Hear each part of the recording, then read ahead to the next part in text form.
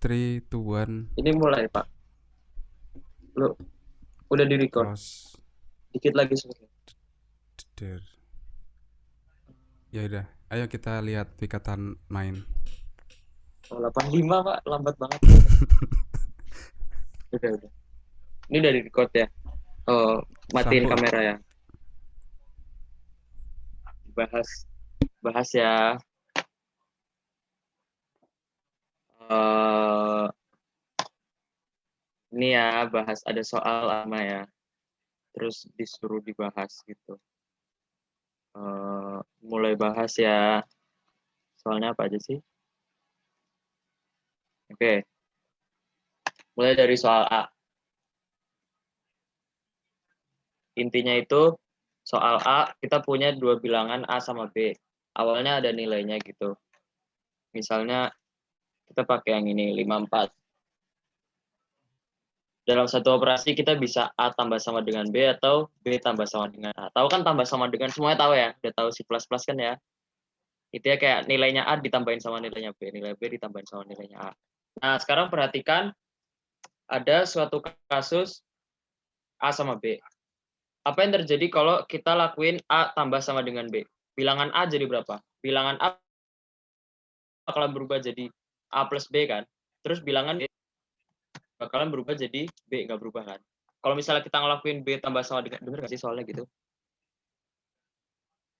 Bentar, yeah. Oh, aku ada lupa. Pokoknya pertanyaannya adalah berapa minimum operasi supaya salah satu dari A atau B itu lebih besar dari N. Jadi ntar dikasih N juga. Misalnya ini N-nya 100 ya. Berapa minimum operasi supaya salah satu dari A atau B lebih besar dari N. Ini kita pakai observasi ini. Observasi pertama adalah ini. Kalau misalnya kita ngelakuin A plus sama dengan B, ntar bakalan jadi gini kan. Kalau misalnya kita ngelakuin B plus sama dengan A, bakalan jadi A sama A plus B. Jadi di dua-duanya bakalan ada A plus B gitu, ya kan? Sekarang tinggal sisanya ini. Nanti perhatikan bahwa sisanya ini kita optimalnya bikin sebesar mungkin kan, karena kan kita pengen melebihi N itu sedikit mungkin operasi. Jadi kita pengen yang ditinggalin ini sebesar mungkin.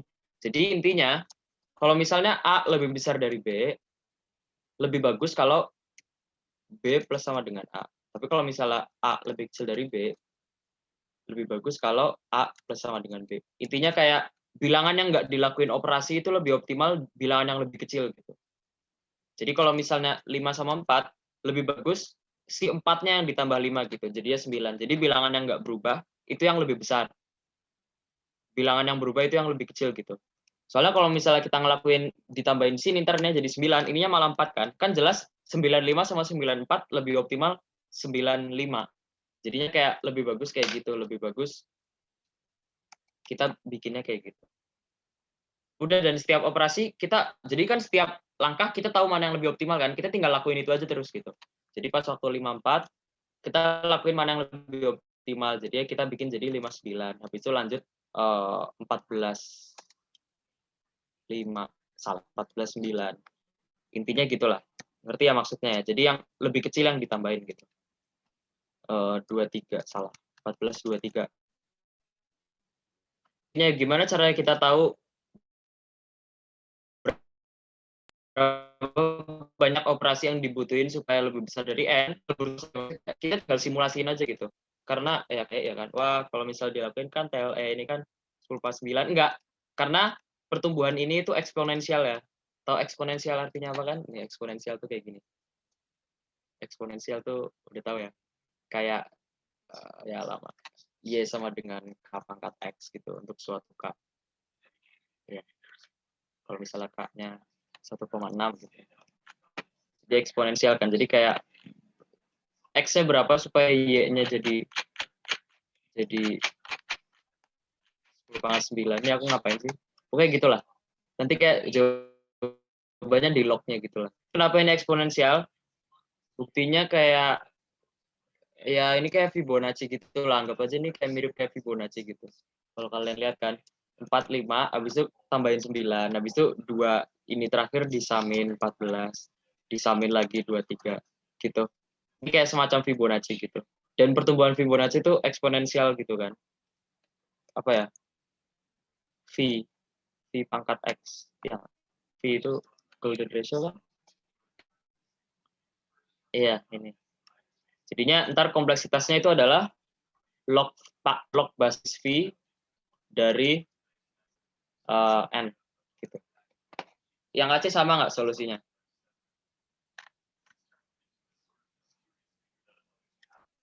AC semua ya.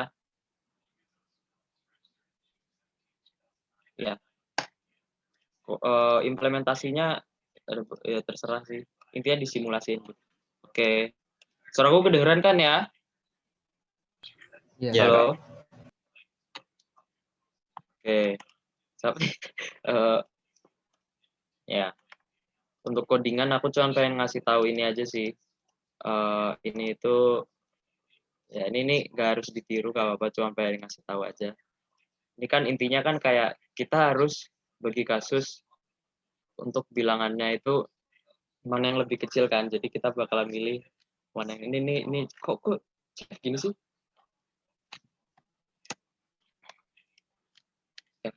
Ya enggak sih, aku cuma pengen ngomong solusiku itu pakai swap nggak jelas gini ya. Ini nggak harus ditiru ya. Ya terserah sih ya, ya semua orang udah tahu juga, nggak penting. Oke, lanjut ya. Lanjut B ya. Oke. Soal B. Soal B itu gini. Kita dikasih kok gini sih? Kita dikasih N. Nah, kita dikasih N.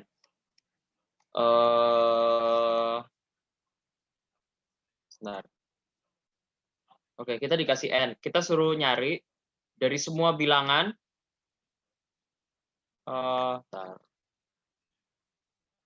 Dari semua bilangan dari 0 sampai 10 pangkat N.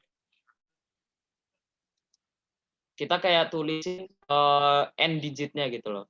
Jadi boleh ada 0 nanti kayak gini, 00. Misalnya N-nya 3 ya. Kita berarti tulisnya nanti 000, 001, 002, 003, ntar kayak gitu terus. Terus 010, 011, kayak gitu terus kan. Ntar 100, gitu ya, ngerti ya? Maksudnya kayak setiap bilangan, anggap aja kayak setiap bilangan 3 digit, tapi digitnya boleh 0 gitu. Gitu ya.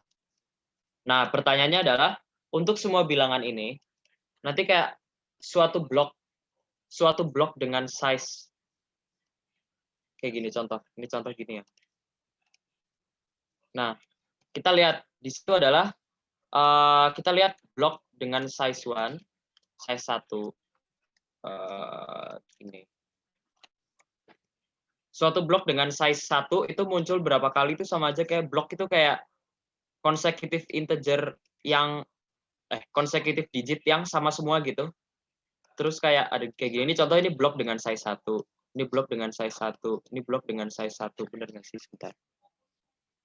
Ya, jadi ini blok dengan size 1 ada berapa? 1, 2, 3. Ada 3. Ada berapa? Size 2 kan ada ini 7, 7. Ini berarti ada 1. Blok dengan size 3 ada berapa? Ini sama ada 3. Perhatikan bahwa, salah kode. 2. Perhatikan bahwa ini bukan blok dengan size 1 ya. 0 ini bukan blok dengan size 1 karena ini tuh ada di dalam blok dengan size 3 gitu. Jadi 0 sendirian ini enggak. Ngerti ya maksudnya blok ya? Iya nggak sih? Ya, pokoknya consecutive segmen, maksudnya segmen yang konsekutif berarti kayak berurutan indeksnya yang digitnya sama dan nggak bisa dipanjangin lagi gitu. Kayak kan kalau misalnya yang 0 ini kan masih bisa dipanjangin ke kiri kan atau ke kanan kayak gitu. Nah, pertanyaannya adalah untuk setiap I dari 1 sampai N ada berapa banyak blok dengan size I dari semua ini. Dari semua ini. Ya, nanti ntar ini dilanjutin terus. 997, 998. Iya, ada berapa banyak blok dengan size I di semua ini? Oke. Solusinya itu gini. Pakai trik yang mirip sih, mirip sama soal dulu. Masih ingat soal kemarin kalau nggak salah. Maksudnya kemarin tuh sebelumnya, yang C ini. Ya, yang permutasi ini. Pakai trik yang mirip. Jadi intinya, dan ini malah lebih jelas kelihatannya. Soalnya kan untuk setiap ini kita ngitungnya separately kan. Ya udah, kita hitung aja untuk suatu I. Untuk suatu I, ada berapa banyak kan? Banyak bloknya keluar. Nanti pakai logika yang mirip. Jadi intinya, misal N-nya 6 ya. Misal N-nya 6, ntar kan ada 6 slot kosong. Kayak gini. Misalnya kita pengen tahu apa tuh blok dengan size I itu bakalan muncul berapa kali. Berarti kan oh ini harus bagi kasus nggak sih? Kok aku lupa ya? Aku lupa sih. Bentar.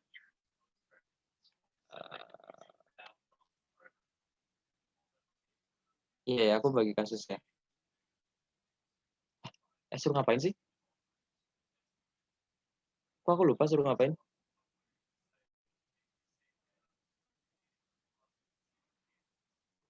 Iya, bener-bener. Oh, ada 8, 10-nya apa lagi?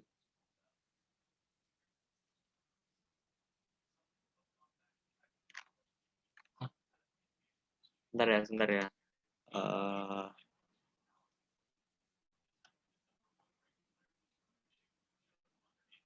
Kok aneh sih?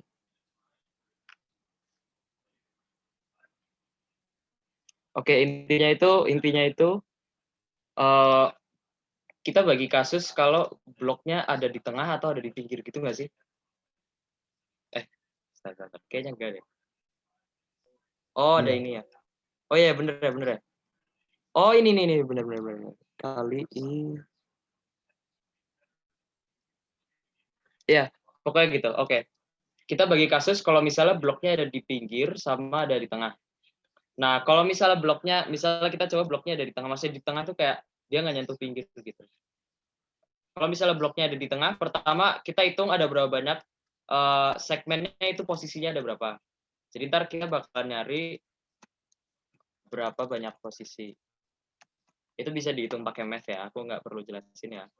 Itu. Terus habis itu kita pengen tahu digit yang di dalamnya. Digit yang di dalamnya kan harus sama semua kan, dan kemungkinan digit ada 10. Jadi ntar kemungkinan digit di dalamnya. Nah, nanti habis itu untuk setiap yang di luar-luar ini, kita kayak pengen ngitung ada berapa banyak bilangan yang mencakup segmen itu di tempat itu dengan digitnya itu gitu. Berarti kan sama aja kayak ada berapa banyak cara ngisiin yang di sini-sini gitu kan. Nah, kenapa aku bagi kasus? Soalnya kan ada syarat tadi. Kalau misalnya segmen blok itu kayak nggak bisa dipanjangin lagi gitu. Jadi intinya kan nilai ini harus beda sama digit di dalam kan. Nilai ini juga beda sama digit di dalam gitu. Jadi nanti ini dikali sama, jadi kayak ini banyaknya cara ngisi ini, itu ada 9. Kenapa? Soalnya yang ini udah diisi kan. Digit ini udah kepake gitu. Jadi kayak banyaknya cara ngisi ini cuma ada 9 karena satunya nggak boleh sama kayak ini gitu. Dan ini juga sama, ini ada 9 gitu. Dan sisanya ada 10 karena kan terserah, yang lainnya terserah. Ngerti maksudnya ya? Logikanya bisa dipikir-pikir sendiri sih, tapi intinya gitu. Jadi ini gini, setelah ini 2 gitu. Yang di sininya boleh terserah, ini bisa 3 atau berapa, tapi nggak boleh 2 gini. Ini cuma ada 9. Jadi intinya seluruh ini ada 10 cara isinya. Ini ada 9 cara, tapi yang sisanya yang lainnya 10. Yang sebelahnya ada 9 cara, yang lainnya 10. Gitu. Ngerti ya? Dan itu yang untuk di tengah. Coba lihat codinganku ya. Iya, bener ya. 8. Ya, intinya gitulah. Ini yang di tengah. Kalau misalnya di pinggir, kalau misalnya, oh ya, tadi yang di tengah, banyaknya yang 9 itu ada 2 kan? Selalu ada 2, karena kiri kanan. Kalau misalnya di pinggir, banyak yang 9 ada 1 doang kan? Karena di sini nggak ada. Ya kan? Nanti ntar ngitungnya sama, cuman banyaknya 9-nya cuma 1. Kalau misalnya mencakup semua gini, nggak ada 9-nya gitu. Jadinya cuman ini dikali gitu. Cuma ada 10 cara. nggak ada 99 nilai. Itu aja sih. Untuk logika detailnya mungkin bisa dipikir-pikir lagi, tapi intinya gitulah. Ini kan nggak jelas codingannya. Ini benar sih. Ya aku baru ngerti sekarang maksud codingan. Ya, ada pertanyaan nggak? Yang Aceh sama ya? Di iya. Ya, jadi kompleksitasnya ON ya. Apa ada log ya? Bisa ada log, bisa enggak ya. Kan kalian kan nanti kan ada 10 pangkat kan. 10 pangkat kan bisa di login atau bisa kalian pre-compute gitu. Untuk 10 pangkat 1 sampai 5 kalian hitung dulu gitu. Terserah. Ya, jadi ON. Jadi kayak setiap I kita bisa hitung dalam O1 atau O log gitu. Soalnya kan tinggal ngitung ini dikali ini gitu. Bagi kasus juga ya buat yang ini. Jadi hitungnya 2 kali lah, bagi kasus yang di pinggir sama yang di tengah gitu. Gitu aja sih. Ada pertanyaan nggak?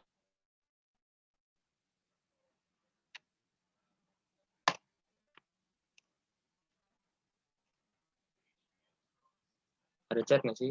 Nggak ada ya? Aku tulis tes. Suara aku kedengeran ya? Aman. Aku tulis tes. Oke. Lanjut C ya. Lanjut C ya. Oke. C itu gini. C. Oke, C. Jadi C itu kita kayak punya pairs of integers gitu. Kita punya pairs of integer A, B, ya, pairs of integer, pokoknya ada pair lah. Nah, terus pertanyaannya adalah,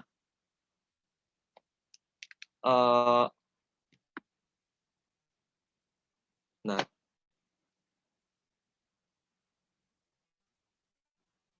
oh iya, intinya itu adalah ada berapa banyak urutan cara merearrange. Jadi kita kayak punya A, B, apa kayak sampel mana deh? Yang mana? Ya, bikin sendiri. Intinya kayak, adalah pakai yang, nah gini, berapa banyak cara ngepermutasiin ini supaya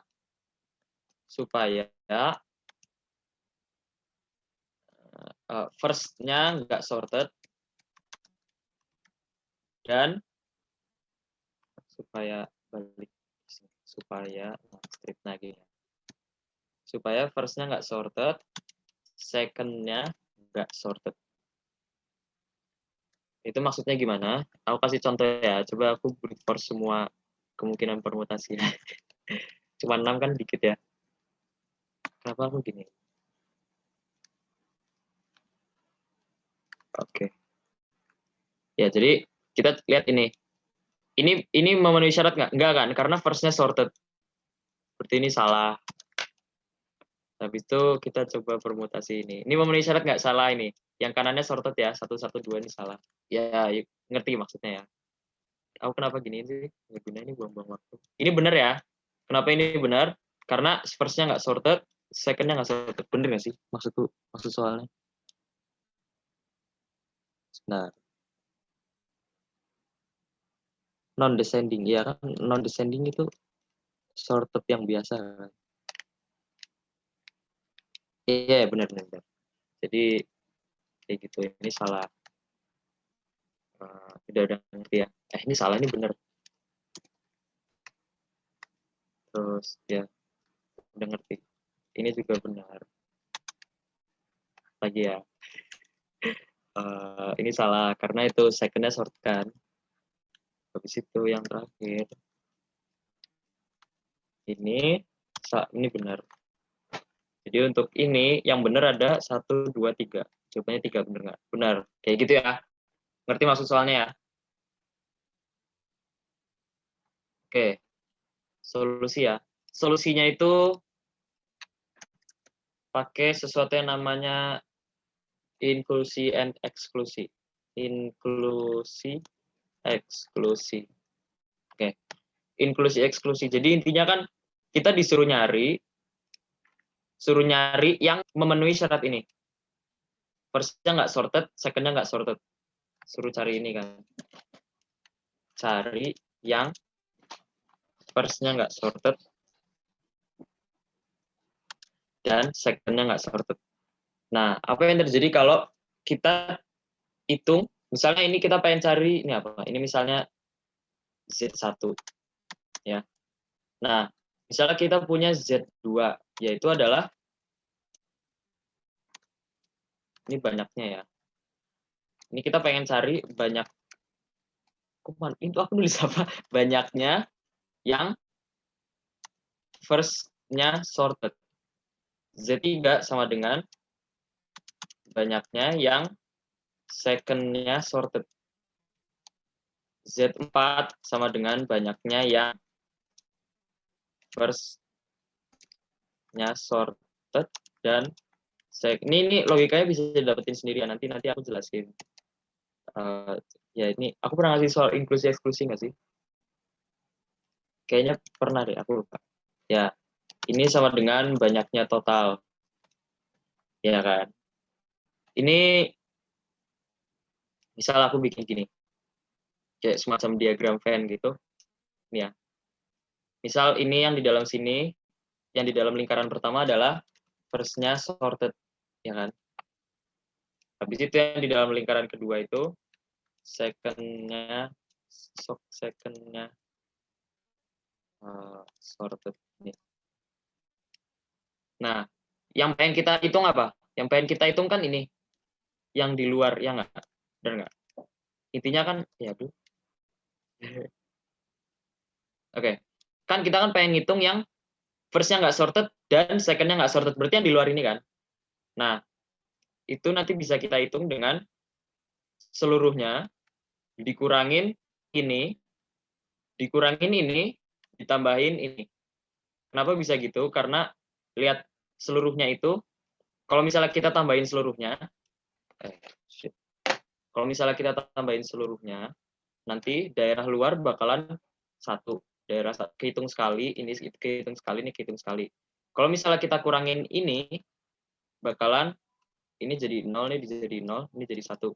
Kalau kita kurangin ini jadi min 1, ini jadi 1. Habis salah, ini jadi 0. Habis itu kita tambahin ini, itu bakalan jadi 0. Dan ini kan yang pengen kita mau kan gini. Jadi kan kayak cuma yang di luar aja yang kehitung sekali. Ini ngerti nggak maksudnya? Inklusi eksklusinya. Jadi nanti Z1 sama dengan Z5, banyaknya total, dikurang Z2, banyaknya yang first-nya sorted, dikurang Z3, banyaknya yang second-nya sorted, ditambah Z4. Gini. Ini ngerti nggak maksudnya? Kok aku lupa ya, aku pernah ngasih soal yang kayak ginian apa enggak? Tapi gini. Suaraku kedengeran kan ya? Aman. Oke. Gini. Logikanya kalau misalnya ya detailnya sih bisa dipikir-pikir sendiri juga sih tentang ininya. Tapi intinya kayak kita bisa ngedapetin nilai ini dari nilai yang di bawah ini. Ya, nanti bisa dilihat kalau ngitung yang ini lebih gampang daripada ngitung ini langsung gitu. Sampai sini ngerti ya? Buat ngedapetin nilai ininya ya. Pakai diagram Venn gini-gini.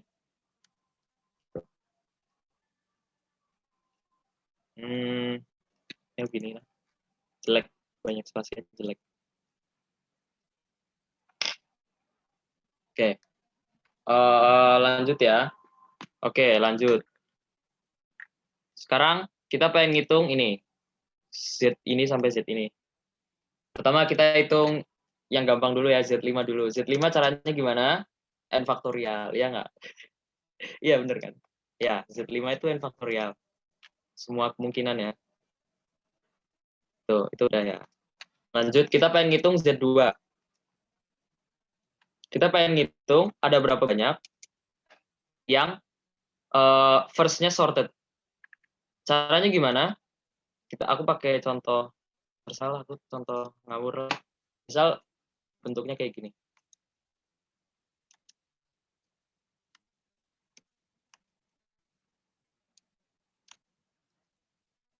Ini ya.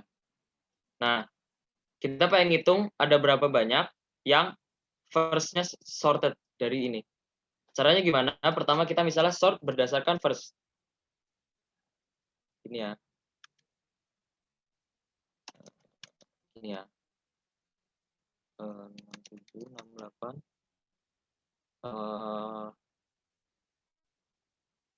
Apa? Udah 89. Bener. Ya nggak? Ya gini. Nah, perhatikan bahwa untuk setiap yang beda, setiap yang first-nya beda, itu urutannya harus tetap gitu. Jadi kayak lihat 4 ini, yang 45 sama si 68 ini. Pasti 45 harus di atasnya 68 kan, karena maksudnya kayak sebelumnya 68, karena first-nya harus sorted gitu. Jadinya urutan yang beda itu tetap sama gitu. Tetap harus kayak gini gitu. Baru yang bisa kita ubah itu adalah yang first-nya sama semua, ya kan? Jadi kayak 4 ini kita bisa, untuk setiap yang first-nya 4, urutannya bisa kita ubah-ubah gitu. Bisa kayak gini, atau ya kayak gitu, bisa 5 yang ini ditukar sama 45 yang ini, kayak gitu. Jadi intinya kayak yang bisa kita ubah itu yang first-nya sama. Yang lainnya itu harus, kalau ya first-nya sama ini juga 4, 6 sama 6 ini bisa kita ubah permutasiin. Tapi kalau antar dua elemen yang first-nya beda, nggak bisa kita tukar gitu, karena harus tetap sorted ininya gitu lah. Ya gini aja sih. Jadi ntar Z2 caranya gini. Sort ya, ini apa? Ini kayak ya udah tulisin aja lah, sort berdasarkan first. Habis itu kita bisa intinya kayak kita bisa permutasiin yang ininya sama gitu. Berarti sama aja kayak apa? Kalau banyaknya cara total. Banyaknya cara total kan sama aja kayak perkalian dari 3 faktorial, 2 faktorial sama 1 faktorial ya kan? Karena ini ada 3, banyaknya cara kan berarti ada 3 faktorial. Ini ada 2, banyaknya cara ada 2 faktorial. Ini berarti kayak 3 faktorial kali 2 faktorial kali 1 faktorial. Ini untuk contoh ini, tambahin lagi lah 10, jangan 99 sama 99 lagi. Jadi ini berarti ada 2 faktorial. Tambahin di sini juga. Ngerti ya maksudnya ya? Jadi kayak setiap kelompok ini kita permit independently gitu. Perkalian dari faktorial K faktorial untuk semua K, yaitu banyaknya, terserah, pokoknya perkalian dari faktorialnya banyaknya setiap first. Nah gini lah, ini ngerti maksudnya lah ya, udah aku jelasin kayak gini. Kita ini permute, ini permute, ini permute, ini permute gitu, tapi antar mereka nggak boleh kita ubah urutan. Ngerti ya? Sampai sini ada pertanyaan nggak? Di chat yo, di chat ada yang ngomong nggak? Aku tulis guys. Ada suaraku kan ya? Oke. Nah, suaraku ada nggak? Ada, Kak. Oke. Sekarang, oke, lanjut ya. Ini kan kita udah hitung Z2. Untuk Z3 caranya sama ya. Z3 kan banyaknya yang second-nya sorted. Ya caranya sama, cuman pakai yang second gitu. Ini kan first. Pakai yang second. Sama. Caranya sama kayak Z2. Nah, sekarang Z4. Z4 adalah ada berapa banyak cara yang first-nya sorted dan second-nya sorted. Nah, kalau ini itu gini. Z4 itu logikanya gini aja deh. Pertama kita sort berdasarkan si A. Oke, bukan A. Kita misalnya sort berdasarkan si first. Jadi kita misalnya sort berdasarkan pair. Sort berdasarkan pair. Pair per second-nya ya.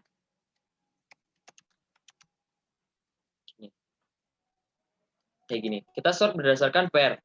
Kayak gini ya. Nah, terus habis itu kita cek apakah dua-duanya udah sorted apa enggak. Soalnya mungkin aja habis kita sort berdasarkan pair nggak bisa, kayak contoh 1, 3, 2, 2, 3, 1 gini ya. Kita udah sort berdasarkan pair kan, tapi second-nya nggak sorted gitu. Jadi kita habis itu perlu cek second-nya sorted apa enggak. Kenapa sort berdasarkan pair itu cukup buat ngeceknya? Karena kan kita pengen biar first sama second-nya dua-duanya sorted. Jadi ya kan first-nya juga harus sorted kan. Yaudah kita pertama coba dulu first-nya disorted.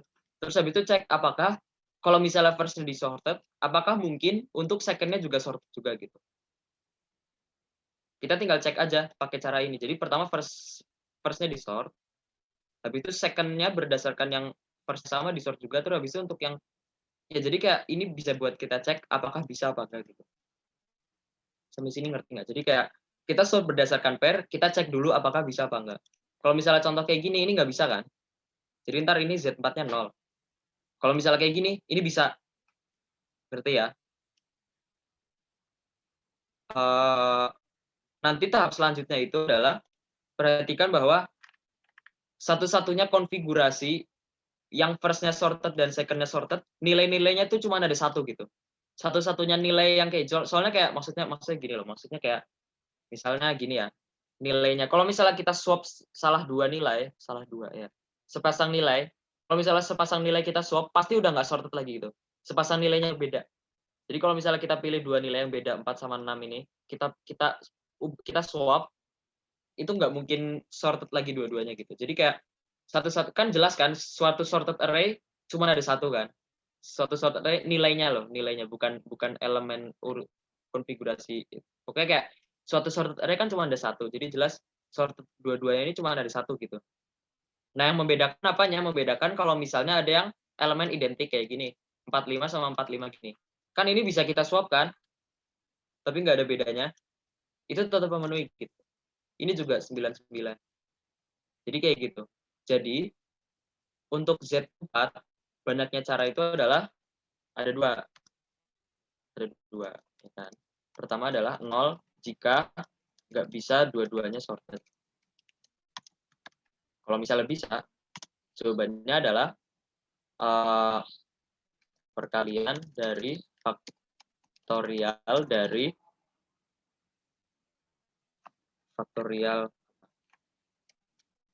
banyaknya setiap nilai pair. Jadi kan lihat nih, 45 ada satu ya kan? 45 ada satu, salah. 45 ada 2, 46 ada satu, 67 ada satu, 68 ada 67 ada satu, 68 ada satu, 89 ada satu, 99 ada 2.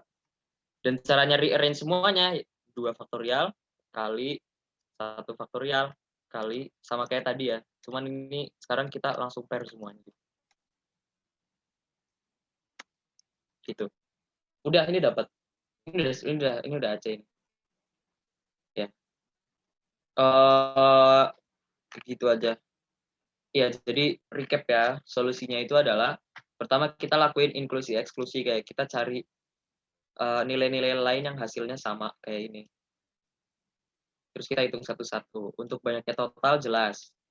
Habis itu banyaknya yang first-nya sorted, nilai first-nya harus tetap kayak gini terus. Jadinya kita bisa rearrange yang nilai first-nya sama. Jadi faktorial dari banyaknya first. Z3 juga caranya sama, cuman pakai second. Untuk Z4, pertama kita cek apakah mungkin dua-duanya sorted. Kalau nggak mungkin 0. Kalau misalnya mungkin, yang bisa kita rearrange itu cuman yang pair-nya sama. Pair yang nilainya sama. Terus kita kali banyaknya itu. Kayak gitu aja. Ada pertanyaan nggak? Kalau nanya nggak apa-apa, nanya aja. Ya, soalnya kata Stephen ini soal susah gitu.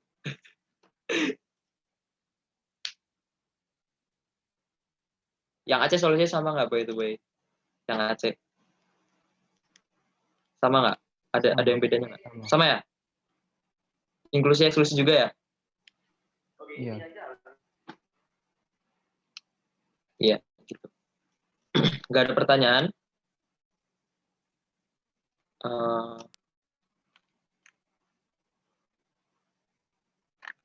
Oke. Ya, ini Steven bilang soalnya susah sih. Soalnya pas aku kayak aku kasih di kelas soal ini, ide bagus apa enggak? Jangan susah gitu. Tapi aku kasih aja gitu. Oke.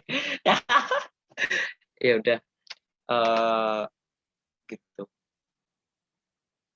Oke ya. Nggak ada pertanyaan, lanjut D ya. Oke.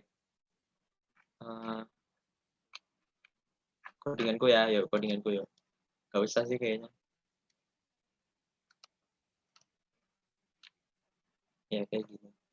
Ya codingan nggak penting. Yang penting idenya. Oke, lanjut D ya. D. D, betul. D. D itu adalah kita dikasih dua bilangan. Kita dikasih test case. Nggak penting. Apa sih? Suruh apa sih? Oh, kita dikasih string. Nih. Oke. Kita dikasih string kayak gini. Ini aku save lah. Nggak tahu mau apa. Coba. Nama soalnya apa? No year firm. Ini bukan no year firm. Apa sih? Oh, number of firm. Oke. Not bad. Oke, ini apa? Oke. Jadi kita dikasih suatu binary string yang nilainya tuh 0 sama 1 aja. Sama kita dikasih suatu bilangan X.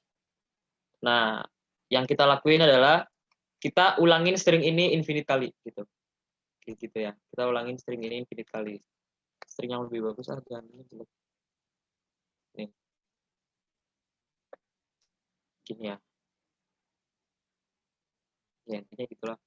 Kita ulangin ini infinite kali gitu ya. Ini terus, ini ulangin terus. Nah, terus kita lihat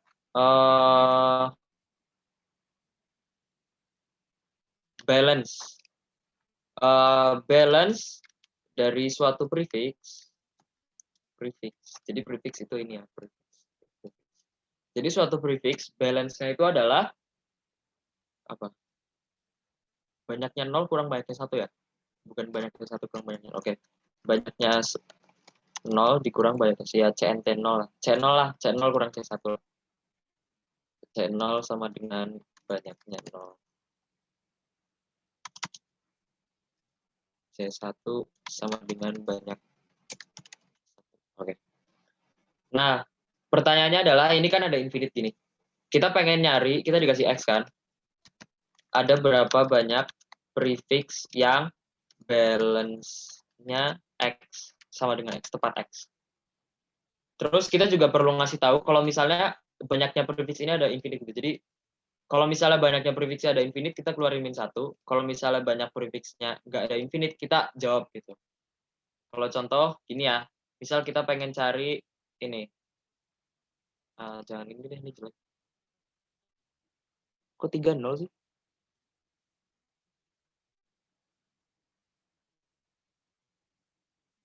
Oke. Jadi gini ya. Ini banyaknya prefix yang balance-nya 3. Berarti ini nggak ada ya prefix yang balance-nya 3 ya di sini ya. Misal kita pengen cari prefix yang balance-nya min 3. Ada mana aja nih? Ini ya nih. 1. Salah. Ini min 3 bukan? Ya, ini min 3 ya. Kalau dilihat satunya ada 9, nolnya ada 6. Berarti 6 dikurang 9 ada ya, ini juga 3 ini. Kayak gitulah. Intinya gitu. Ada berapa banyak gitulah. Maksudnya min 3 bukan 3, salah ngomong. Oke. Ngerti ya maksud soalnya ya? Ada pertanyaan nggak? Maksud soalnya. Ini aku suara kedengeran ya. Tes. Ini contoh yang infinite ya, contoh yang infinite ini nih. Kalau misalnya ini diulang-ulang terus, perhatiin bahwa ini nilainya 0, ini nilainya 0, ini nilainya 0, ini nilainya 0 balance ya, kayak gitu terus. Semuanya 0. Jadi ini infinite, ada banyaknya ada infinite. Begini. Oke. Prefix boleh 0 nggak?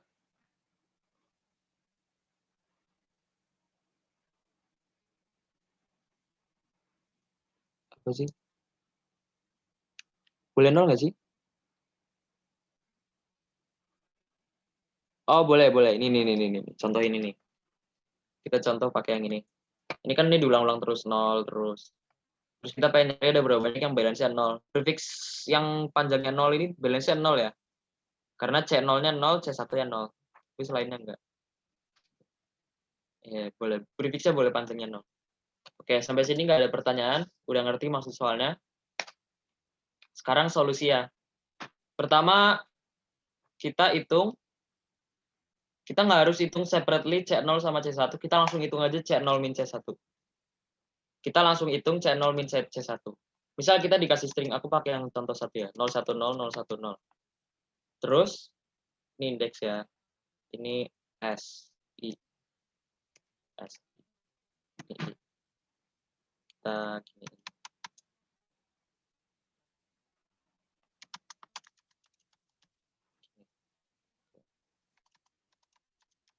Ini ya.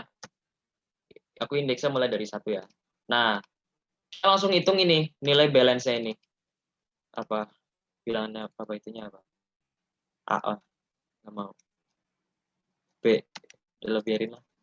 Ya, kita hitung balance-nya langsung gitu. Kalau prefix itunya 0. Kita cuma hitung di string ini aja. Kita cuma hitung di string ini aja. Nggak harus sampai infinite semua. Kita cuma hitung satu string. Ini kan berarti 0 min 1. Aduh, ada minnya lagi.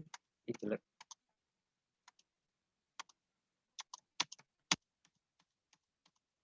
Ya. Min 1. Habis itu ini jadi salah. Bukan aku min 1 sih. Ini 1 nggak sih? Ya, ini 1. Ini jadi 0. Ini jadi 1. Oh, nggak ada minnya dong. Ya, ngerti lah ya maksudnya. Ini jadi 2. Ini jadi 1. Ini jadi 2. Ini. Balikin.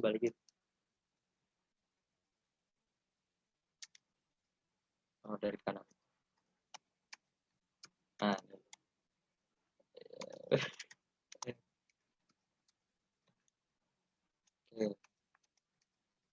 Oke, ini ya. Nah, perhatikan apa yang terjadi. Ini kan kita cuma nyampe 0 sampai 6. Kita pengen tahu misalnya 7. 7 gimana caranya?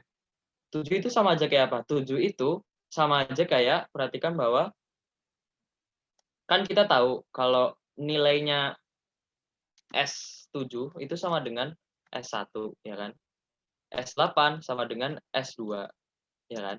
S9 sama dengan S3. Nanti bisa dilihat kalau B7 itu sama aja kayak B6 tambah B1. B8 sama dengan B6 tambah B2. Gitu. B9 sama dengan B6 tambah B3. Nanti bisa dilihat misalnya kita pengen langsung hitung B23. B23 gimana caranya? Itu kan sama aja kayak B6 tambah salah gini. B18 ditambah B5, ya enggak? Nanti B18 itu sama aja kayak B6 kali 3. Gitu. Ngerti nggak maksudnya? Ini logikanya, intinya tuh kayak gini lah. Aku kasih graf ya. Nih. Visualisasi graf nggak jelas. Anggap ini gini. Nah, anggap ini yang kanan ini I. Ini I ya. Tulisan. Ini I. Nah, yang ini adalah BI-nya. Nah, nanti yang bisa kita lihat adalah, aku gambarlah di sini. Aku pakai ini deh. 01, 01, 212.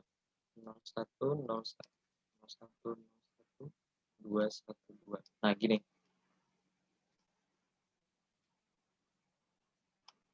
Oke. Nah, nanti bisa dilihat kalau ini kan awalnya gini kan. Ini 1 sampai 6 kayak gini. Nanti kayak intinya tuh kayak nanti jadi pas waktu 7 ke 12 itu bakalan sama bentuknya gitu ininya. Naik-naik kayak apa tuh ngikutin ini yang sama terus gitu intinya lah.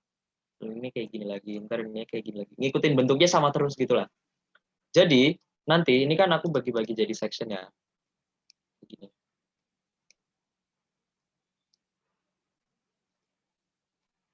Ini ya.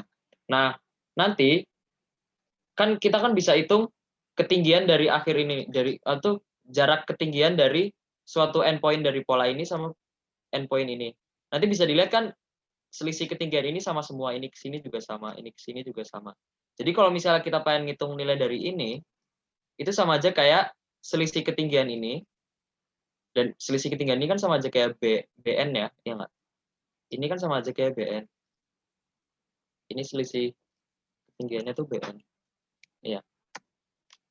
Selisih ketinggian ini bakalan dihitung berapa kali nih? BN ini dihitung, ya contoh ini 3 kali ya. Nanti BN ini dikali 3, habis itu ditambah sama ini, ditambah sama ininya. Dan itu sama aja kayak apa? Sama aja kayak kalau misalnya di sini kan, soalnya bentuknya sama.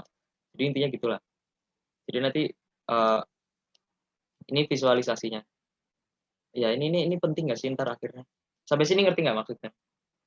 Ini. Oke. Nah, nanti lanjutannya tuh gini. Kita kan pengen ngitung ini, ya nggak? Kita pengen ngitung banyaknya yang nabrak suatu garis kan, ya nggak sih? Kalau di visualisasi ini, banyaknya yang nabrak suatu garis gitu. Kita ada garis, terus kayak kita pengen ngitung ada berapa banyak yang nabrak. Nah, ini perlu, oke. Sekarang kita hitungnya nggak gini. Kita visualisasinya kan kita pengen nyari ada berapa banyak yang nabrak suatu garis. Nah, nanti logikanya pertama kita pengen hitung untuk setiap pola. Nih kan anggap aja ini suatu pola ya. Yang bentuk-bentuk gini itu suatu pola.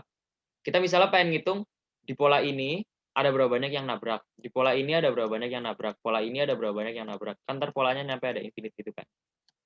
Nah, nanti kan jadi kita bentuknya gini kan. Masih ada. Oke. Jadi kayak ini suatu pola. Ada berapa banyak yang nabrak. Habis itu kita gerakin polanya berdasarkan selisih tadi. Ada berapa banyak yang nabrak. Gerakin polanya lagi. Gerakin polanya lagi kayak gitu kan. Ada berapa yang nabrak kayak gitu terus kan. Nah, tapi kita bisa ngelakuin yang beda. Kita bukan gerakin polanya, tapi kita gerakin garisnya gitu. Jadi kalau misalnya polanya semakin naik, garisnya semakin turun gitu. Ini bisa gerak nggak? Oh bisa. Jadi kan awalnya ada berapa banyak yang di pola ini yang nabrak garis. Terus garisnya turunin. Ada berapa banyak yang nabrak, garisnya turunin lagi. Ada berapa yang nabrak, garisnya turunin lagi gitu. Ngerti nggak? Garisnya turunin lagi kayak gitu terus. Garisnya turunin lagi. Nanti bisa dilihat kalau garisnya turun lagi itu sama aja kayak nilai X ini dikurang-kurang terus gitu. Nah kan kita kan udah tahu selisih garisnya dituruninnya dalam satu iterasi garisnya kan diturunin sebanyak BN kali kan yang tadi kan selisih tadi. Jadi intinya itu adalah nanti kita nggak perlu ngitung BI sampai di atas N gitu. Kita cuma perlu ngitung sampai N aja. Nanti kita hitungnya itu adalah pertama ada berapa banyak B yang sama dengan X. Ini kan pertama, iterasi pertama. Iterasi selanjutnya adalah garisnya diturunin kan. Garisnya diturunin sebanyak BN. Terus kayak gitu terus. No. Ctrl C. Ini. BN kali 2. BN kali 3. Kayak gitu terus. Ngerti nggak? Yang Aceh solusinya mirip gini nggak logikanya? Yang Aceh. Sama. Iya. Ya udah, ini udah selesai nih. Tapi ada beberapa, oke. Aku pertama jelasin untuk ada beberapa kasus kan. Kasus pertama adalah BN tidak 0. Soalnya kalau BN-nya 0 nanti agak bingung. Nah, pertama kalau BN yang tidak 0. Kalau BN tidak 0, nilai X ini kan pasti bakalan naik-naik terus atau turun-turun terus kan. Kan BN bisa negatif ya. Ini apa lagi? Oke. BN kan bisa negatif kan. Jadi kan pertama, ya maksudnya bukan gitu. BN kalau misalnya nggak 0, ntar garisnya turun-turun terus, turun-turun terus, turun terus. Jadi kan pasti di suatu saat dia bakalan ngelewatin polanya kan. Dia bakalan ngelewatin polanya, terus turun terus sampai ke infinite nggak jelas. Jadi, nanti kayak bisa di math aja sih. Jadi kan anggap aja gini. Kita simpan array FQ. Array FQ itu adalah FQI itu adalah banyaknya B yang sama dengan I. Nanti array FQI itu nanti kan kayak ini misalnya. kan nilai BI itu kan maksimumnya cuma sampai N kan. Nilai BI kan nggak mungkin melebihi N kan. Terus nggak mungkin lebih kecil dari min N. Jadi nanti range-nya ada di suatu N gini. Jadi nanti intinya kayak misalnya ada frekuensi ya. Lah, ini aku nggak tahu, ini terserah, ini aku ngarang. Nilai-nilainya ngarang. Gini, nanti kan pasti ada suatu saat yang ininya nol terus. Ini ada banyak cara sih buat yang bagian ininya. Kalau misalnya udah dapat, harusnya kalau udah dapat observasi ini ada banyak cara buat mikirinnya, tapi ini aku jelasin caranya aku. Nanti kayak ada suatu saat yang ininya nol, terus ntar bawahnya nol semua. Ininya nol semua, tapi ini nggak penting ya, ini nggak penting ya. Jadi kayak intinya kayak yang perlu kita cek itu adalah nilai ini yang ada di antara N sama min N gitu. Ini nggak penting, ini nggak jelas. Jadi intinya gini, pasti ini kan BI itu lebih kecil dari N dan lebih besar sama dengan salah min N gini ya. Jadi jadi kan pasti kalau misalnya nilai ini X min BN kali berapa ini nggak di dalam range ini, pasti nol kan, pasti nggak mungkin ada yang nabrak kan. Jadi nilai X yang perlu kita coba itu cuma yang ada di antara ini gitu. Dan kita coba aja satu-satu gitu. Misalnya ada berapa banyak yang di antara yang nilainya berapa, misalnya kita pengen itu yang nilainya 7 gitu. Ada berapa banyak B-nya, terus kita hitung aja satu-satu gitu, pakai yang array F kita di. Itu kompleksitasnya nggak TLE ya, karena kita kan coba di antara min N sampai N. Min N sampai N kan cuma ON tuh.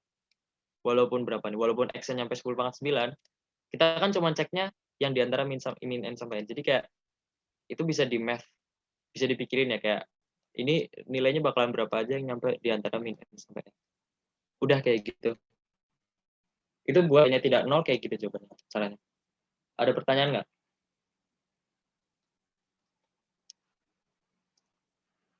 Ya ini soal bagus buat nyoba pemikiran-pemikiran yang ngubah-ngubah nilainya. Jadi ya kayak tadi lah, kayak bukan polanya yang dinaik-naikin, tapi garisnya yang diturun-turunin gitu. Itu pinter sih itu sih. Ya mungkin pemikirannya nggak harus kayak gitu, tapi aku mikirnya gitu sih. Oke, sampai sini ada pertanyaan nggak buat BN tidak nol? Nah, lanjut ya. Kalau misalnya BN 0. Nah, kalau misalnya BN 0, ini agak bingung. Bukan agak bingung. Itu agak bakalan problematik karena garisnya nggak bakalan berubah tempat. Dia bakalan di situ terus gitu. Nggak kayak tadi. Kalau tadi kan dia bisa turun-turun terus nyampe ngelewatin polanya. Habis itu sampai infinite dia nggak bakalan ngaruhin apa-apa. Kalau ini dia bisa diam terus gitu. Nah, kalau ini kita bagi dua kasus. Kasus pertama adalah garis sama sekali nggak nyentuh pola. Kalau misalnya garis nggak nyentuh pola, jawabannya nol kan, jelas kan? Karena garisnya nggak bakalan kemana-mana. Tapi kalau misalnya garisnya nyentuh pola, sekalipun atau berapapun lah, sekalipun yang penting nyentuh, kalau misalnya nyentuh, jawabannya pasti infinite. Karena apa? Garisnya nggak bakalan berubah-berubah terus kan, dan ini bakalan dijumlahin terus. Berarti itu jelas sampai infinite. Udah gitu aja. Kalau misalnya BN 0 bagi kasus. Kalau nyentuh pola 0, misalnya 1. Kalau enggak 0. Ada pertanyaan nggak sampai sini? Yang Aceh sama nggak?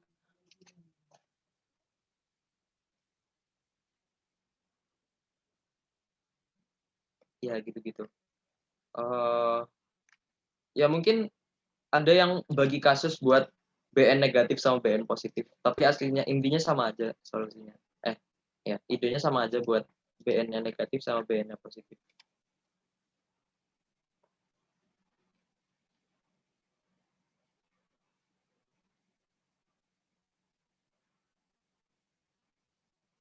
Oke, iya ya. Aku bagi kasus nggak sih? Enggak, aku nggak bagi kasus. Oh keren. Oke, yuk cerita nggak jelas yuk, cerita nggak jelas. Kalian kalau nggak salah pernah aku kasih soal C-nya di Gladiation juga sebelum ini. Ya nggak? Pernah ini, pernah. Harusnya pernah, sih itu pernah. Ya. Ya cuman cerita-cerita nggak jelas kalau soal C-nya yang A C lebih banyak sama dari yang B. Dan aku juga ngerasa C, aku nggak tahu sih lebih susah apa enggak, tapi yang A C lebih banyak. Jadinya B difficulty-nya 1700, tapi C 1600 gitu. Aku pernah ngasih C harusnya, saya ingat pernah. Ya, aku pernah ngasih. Oke, lanjut ya. Ya. Nggak ada pertanyaan ya, D tadi ya. Suaraku ada nggak? Oke, ada. Lanjut Oke, ini. Oh, aduh, ini. Ini soal observasi sih harusnya. Nggak mau hapus aja.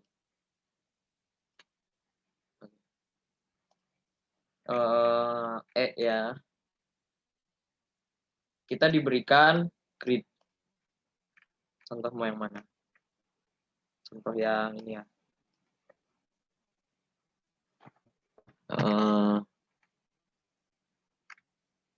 Oke.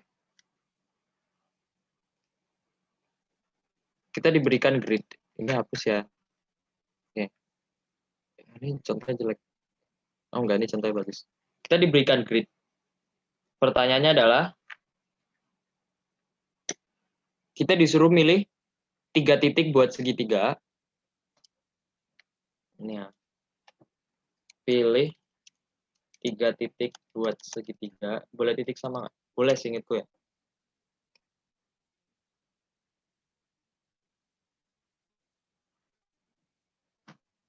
Oke. Jadi untuk setiap D dari 0 sampai 9, kita disuruh nyari, pilih 3 titik segitiga di petak-petak ini, supaya nilai-nilai di titik-titiknya sama dengan D. Salah satu dari at least satu sisinya paralel double L nggak? Oh enggak ya? Oh double L ini. Oh, bahasa Inggris jelek ah. Oke. Berapa banyak yang paralel? At least satu sisinya paralel x aksis atau y aksis. Itu maksudnya gini ya, maksudnya segitiganya itu salah satu sisinya harus vertikal beneran atau horizontal beneran. Jadi nggak boleh segitiganya gini gitu. Dia harus ada yang tepat vertikal. Jadi boleh kayak gini, boleh kayak gini, gitu, boleh kayak gini, boleh gitu ya. Dua-duanya ada 2 yang itu juga boleh. Yang penting at least 1 yang kayak gitu. Habis itu kita pengen biar areanya, luasnya max. Jadi kita pengen cari untuk suatu D, segitiga yang titik-titiknya itu nilainya D di grid, salah satu sisinya, at least satu sisinya paralel x aksis atau y aksis, dan luasnya semaksimum mungkin. Kita pengen cari maksimum luas untuk segitiga yang memenuhi syarat itu. Kalau kita contoh ini,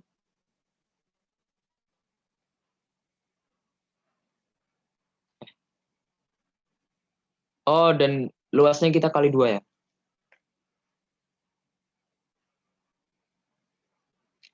Dan ini deh, contoh ini deh. Ini ya, contoh ini ya, ayo screenshot, crop, zoom in. Contoh ya, segitiga yang memenuhi itu, ini. Kalau misalnya 0, kita bisa bikin ini kurang kecil. Bisa nggak matiin, kecilin? Oh ini. Contoh gini, malah nggak kelihatan. Ini deh. Ini ya. Ini contoh segitiga yang memenuhi kan. Karena ada yang paralel aksis itu. Ini memenuhi. Ini. Kalau misalnya 2, kita bisa bikin gini segitiganya. Titik 1 di sini, titik 1 di sini, titik 1 di sini, terus satu titiknya di sini lagi juga boleh gitu. Jadi ada sisi yang panjangnya 0 gitu, kalau nggak salah boleh ya. Iya nggak? Itu boleh gitu. Jadi ini ntar luasnya 0. Kayak gitu. Atau tiga titiknya ada di sini juga bisa. Satu titik sini, satu titik sini. Jadi segitiga literal sisinya 0 semua gitu. Ya nggak sih? Boleh nggak sih? Coba lihat. Ya, bisa naruh titiknya itu di sel yang sama.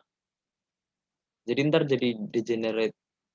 Ya, apa namanya, degenerate triangle cacat lah. Ya, ngerti ya? Sampai sini ya, maksud soalnya ngerti ya? Kayak gini, ini satu. Ya, degenerate itu, kalau misalnya sisi 0 tuh berarti itu nggak sih? Paralel ke x-aksis dan y-aksis sekaligus. Iya ya?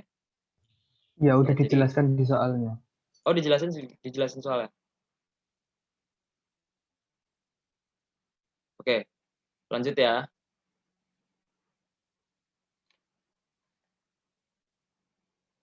Hah? Boleh diubah? Kok aku lupa bisa diubah? Oh, dia bisa ngubah satu ya?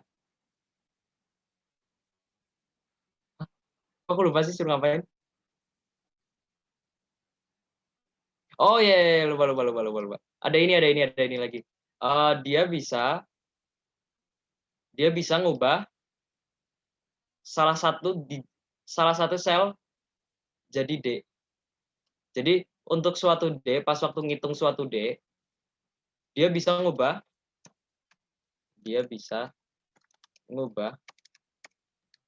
salah satu sel jadi D. Jadi kayak contoh gini ya. Jadi misalnya kita pengen ngitung yang 0, kita pengen ngitung 0. Kita misalnya bisa ubah 2 ini jadi 0 gitu. 2 ini kita bisa ubah jadi 0. Jadi nanti kita bisa milih titik-titiknya di sini gitu. Ya ini nggak boleh, ini nggak ada yang paralel. Ngerti ya? Jadi untuk setiap D kita bisa ubah salah satu. Tapi yang kita ubah di sini nggak bakalan carry on ke D yang lainnya. Jadi kalau kita pengen ngitung si 1, si yang 0 ini balik lagi gitu. Kita pengen ubah misalnya kalau pengen 1, misalnya kita ubah ini jadi 1. Jadi ntar kita bisa. Ngerti ya maksud soalnya ya? Coba aku baca lagi, takutnya ada yang kelewat. Ya, jadi untuk setiap digit dari 0 sampai 9, nih, setiap titiknya ada di sel. Digit di selnya nilainya D. At least satu sisinya paralel. Oh, ini. Kalau misalnya 0, dia paralel kedua-duanya. Areanya semaksimum mungkin. Dan sebelum itu, dia bisa ngubah salah satu sel jadi D. Dan pas waktu ngitung D yang lain, nilai titik itu berbalik lagi gitu. Oke, bener ya? Dan kita untuk setiap D dihitung ini 0 sampai 9 jawabannya. Ngerti ya? Soalnya ya. Oh, dan kita suruh ngitung areanya dikali 2. Ya ini cuma buat ngegampangin biar nggak ada pecahan sih. Oke. Oke, solusi ya. Solusi. Pertama kita pengen ngitung berapa luas dari suatu triangle. Ya kan? Luas dari suatu triangle. Nah, luas dari suatu triangle kan sama aja, kan jelas ada sisi yang paralel ini. Ini jadi lebih gampang ngitungnya. Sisi yang paralel misalnya ini K, nanti kita bisa dapat tingginya. Ya, jangan yang vertikal, yang horizontal. Ntar yang vertikal sama. Kayak gini ya. Ini ntar kalian semua tahu ya buat ngitung luas segitiga ya. Kan berarti kan alas kali tinggi bagi 2 ya. Ini misalnya apalah? Ya alas kali tinggi bagi 2. Bagi 2. Nah, oke ya. Oke, solusi. Solusinya pertama, untuk setiap D kita hitung satu-satu gitu. Karena D-nya kan nggak banyak kan. D-nya cuma nyampe 9. Yaudah hitung aja untuk setiap D. Untuk setiap D kita hitung. Ngerti ya maksudnya ya? Untuk setiap D kita hitung. Oke, sekarang gimana untuk suatu D kita pengen hitungnya gimana? Pertama, apa ya? Aku lupa gimana ini. Oh, gini nggak sih?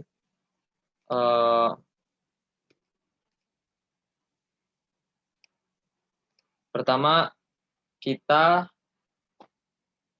cek. Yang kita lakuin tuh gini. Untuk setiap titik, ini solusiku ya, solusi yang lain mungkin bisa beda. Kalau aku gini, untuk setiap titik IJ, X lah, DX, kita pengen hitung berapa Ini kan kita lagi ngitung untuk suatu D ya. Jadi ini D-nya kita lupain aja, anggap D-nya 0. Ada berapa banyak? Bukan berapa banyak.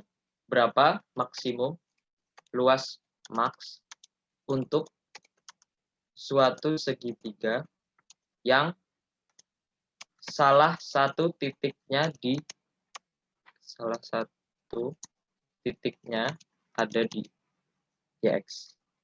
Jadi kita brute force suatu titik gitu.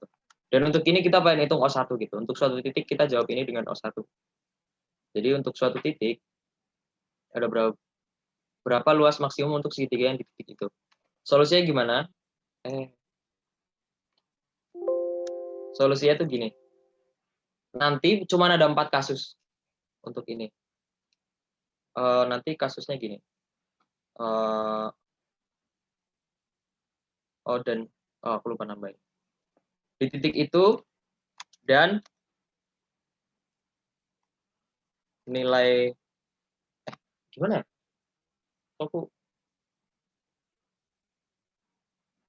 Oh ya benar. Dan nilai YX. Nah. Oh enggak benar. Ada 6 kasus ya berarti ya. Ya nanti bisa dipikirin sedikit, tapi nanti intinya ada 6 kasus. Aku bikin berarti.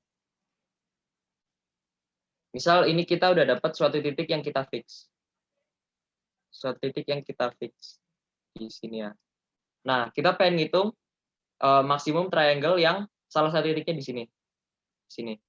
Nah, kita misalnya kita pengen cari yang triangle horizontal. Kalau triangle horizontal kan berarti kan nanti jadi gini kan. Maksudnya sisi yang paralelnya itu horizontal. Jadi pasti salah satu titiknya ada di row yang sama, salah satu titiknya ada di row yang sama, terus salah satu titiknya terserah. Ya kan? Salah satu titiknya di row yang sama, salah satu titiknya terserah. Nah, kayak gini nanti bentuknya deh.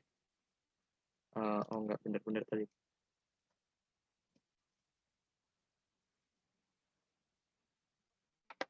Pertama, kita bagi kasus jadi ada 3.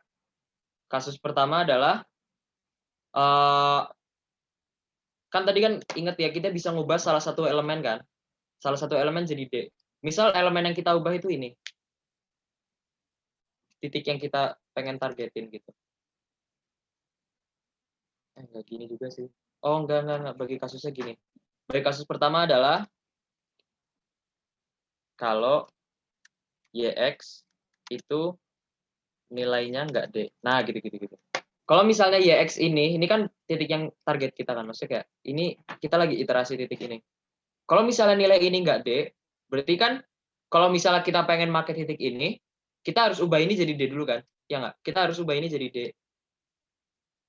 Dan kita cuma bisa ngubah D itu sekali. Jadinya habis kita ubah D ini, kita nggak bisa ngubahin apa-apa lagi gitu.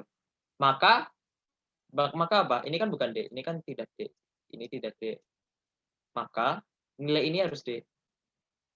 Ngerti nggak? Ngerti nggak untuk kasus ini? Jadi kan kita ada kasus kalau misalnya nilai titik ini tidak D.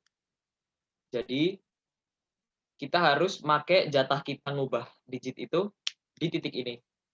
Kita nggak bisa ngubah digit lagi, jadinya 2 titik ini harus D. Syaratnya gitu. Ngerti ya sampai sini ya?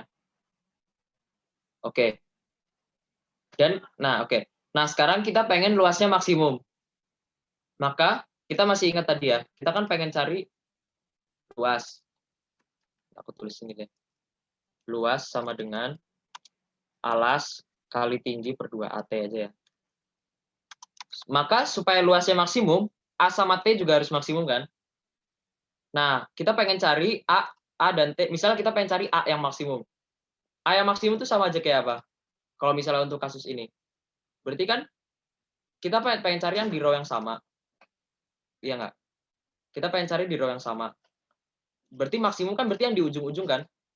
Dan kita pengen nilainya D juga. Harus nilainya D juga. Jadi intinya adalah alas maksimum itu sama aja kayak kita cari yang nilainya D di row yang sama yang di ujung-ujung. Aku tulis. Ini aku tulis. Supaya alas maksimum, alas max, alasnya max, eh, titik yang di row sama yang dipilih itu adalah, ya anggap aja gini deh. Biar nggak lama ya. Anggap ini adalah titik kedua ya. Ini titik kedua, ini titik ketiga. Oke ya. Ini titik 1, titik 2, titik 3. Oke. Titik 2 adalah titik bernilai D di ujung kiri atau kanan row gitu. Jadi intinya sebelum kita lakuin ini, sebelum kita iterasi, kita hitung dulu untuk setiap row titik yang bernilai D terkiri ada di mana, titik yang bernilai D terkanan ada di mana dulu. Jadi sebelum kita ngelakuin ini, kita pre-compute itu dulu. Jadi ntar pas waktu ngitung, kita bisa langsung ngitung jawabannya itu. Ngerti ya maksudnya ya ini ya? Ini ngerti juga ya alasannya kenapa kita pilih yang ujung-ujung ya, karena itu pakai observasi aja sih. Sampai sini ngerti ya? Nah, sekarang titik 3-nya kita milihnya gimana? Nah, titik 3 itu kan dipakai buat ngitung tinggi kan? Dipakai buat ngitung tinggi. Dan ngitung tingginya itu, tinggi itu sama aja kayak selisih dari row titik 1 sama row-nya titik 3 gitu. Jadi kan intinya kita pengen biar selisih row ini semaksimum mungkin kan. Berarti observasinya sama kayak tadi dong. Jadi kita pilih di row yang terujung gitu. Row yang terujung. Row yang terujung yang apa tuh? Yang supaya tingginya max titik 3 adalah titik teratas atau terbawah yang nilainya D. Ya. Jadi untuk titik 3 kolomnya nggak penting ya. Kolom ininya nggak penting. Yang penting adalah row-nya.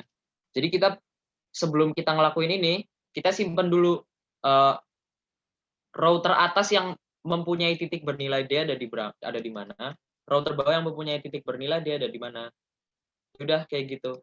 Nanti untuk suatu kita pengen ngitung alas maksimum, kita tinggal coba aja.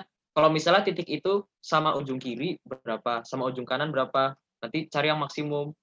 Nanti kalau misalnya untuk nyari tingginya, kita cek yang teratas dapat berapa tingginya, yang terbawah dapat berapa tingginya, cari yang maksimum. Habis itu alas kali tinggi dikali. Ntar kita dapat untuk suatu XY yang nggak nilainya D. Sampai sini ngerti nggak? Ini apa tuh? Ini logikanya, detailnya bisa didapetin sendiri juga. Ya aku bilang itu terus, tapi benar. Ini intinya logikanya bisa dapetin nilai sendiri. Bisa didapetin pemikirannya sendiri. Nanti selanjutnya adalah kalau YX nilainya D. Oke. Nah, sekarang kalau YX nilainya D. Ini ntar lebih banyak yang perlu dikonsider. Ini ya. Kenapa aku gini? Ya, nggak bisa. Kok nggak bisa kontrol ya? Oh, bisa. Ini titik 1, titik 2. Oh ya, by the way, untuk yang vertikal, untuk segitiga yang sisi paralelnya vertikal, sama aja ya, cuman kita ubah row sama kolom. Ya, nggak perlu aku jelasin lagi. Nah, sekarang kalau misalnya ini nilainya udah D. Kalau misalnya ini nilainya udah D, berarti yang terjadi apa? Salah satu dari titik 2 atau titik 3 nilainya bisa nggak D kan? Ya kan? Intinya kayak, kalau misalnya salah satu dari titik 2 atau titik 3 nilainya bukan D, kita bisa ubah ini jadi D gitu. Jadi kayak salah satu dari 2 atau 3 nilainya nggak D. Oke, ngerti ya? Nah, kita tinggal coba aja kasusnya. Kita bagi kasus. Kasus pertama adalah titik 2 yang nilainya nggak D. Apa yang terjadi kalau titik 2 nilainya nggak D? Oke ya. Pertama, untuk titik 3 tadi, caranya sama kayak tadi ya. Untuk nyari tingginya, caranya sama kayak tadi. Oke. Nah, sekarang kalau untuk titik 2. Berarti kan titik 2 nilainya bebas kan? Kita pengen cari titik yang nilainya bebas, yang memaksimalisasi besarnya alas. Berarti apa? Berarti titik 2 bisa di ujung aja kan? Kita tinggal pilih aja titik 2 di ujung paling kiri atau ujung paling kanan, karena nilainya terserah kan. Jadi ini sama, logikanya sama kayak tadi, cuman nilainya nggak harus D gitu loh. Jadi tinggal ujung kiri atau ujung kanan. Dan ya itu aja sih idenya sih. Nanti untuk yang kalau misalnya titik 3 yang nggak D, pertama titik 2 kan caranya sama kayak tadi kan. Cari yang nilainya D yang paling kiri atau paling kanan. Ntar yang ini nilainya nggak harus D kan. Ya udah kita tinggal cari row tertinggi atau row terbawah gitu. Berarti kan row 1 atau row N kan. Kalau yang tadi kolom 1 atau kolom M. Udah gitu. Ini ntar udah dapat gitu. Ya intinya gini sih, ini observasi aja sih soalnya. Yang Aceh sama nggak? Yang Aceh. Ini udah dapat.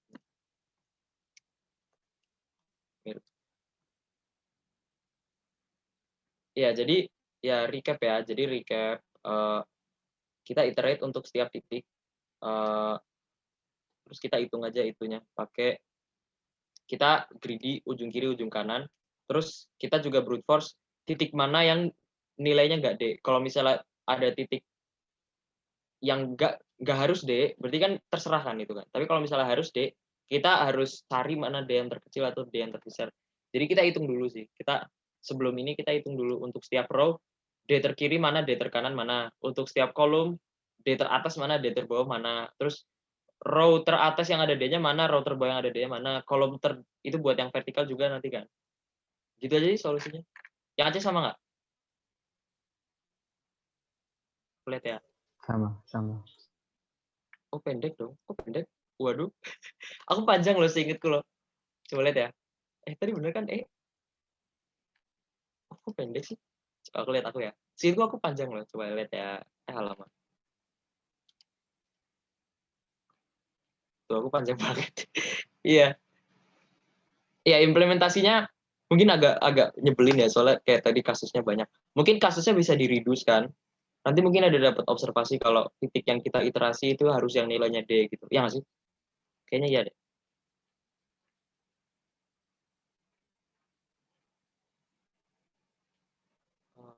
Ya. Ya ini implementasinya agak aslinya nggak ribet-ribet amat sih, cuman gitu-gitu aja. Udah gitu aja. Ada pertanyaan nggak?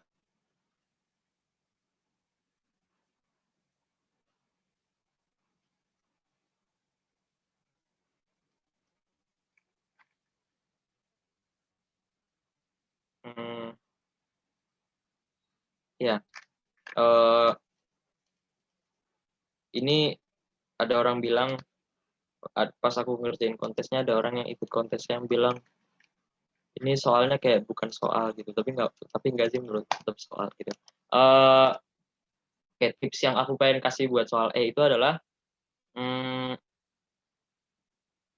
kalian utilisasikan nilai N yang 2000 ini. Maksudnya kayak row grid-nya itu kalian gunain fakta bahwa grid-nya ini bisa kita iterate satu-satu gitu. Dan kita juga gunain ini digitnya cuma 0 sampai 9 itu harusnya udah dapet ya. Kita bisa hitung satu-satu. Tapi grid-nya ini kan cuma nyampe bisa kita iterate lah ya. Jadi kayak intinya yang bisa kita lakuin adalah kita iterate aja untuk setiap titik di grid-nya. Gitu aja sih. Oke, ada pertanyaan nggak?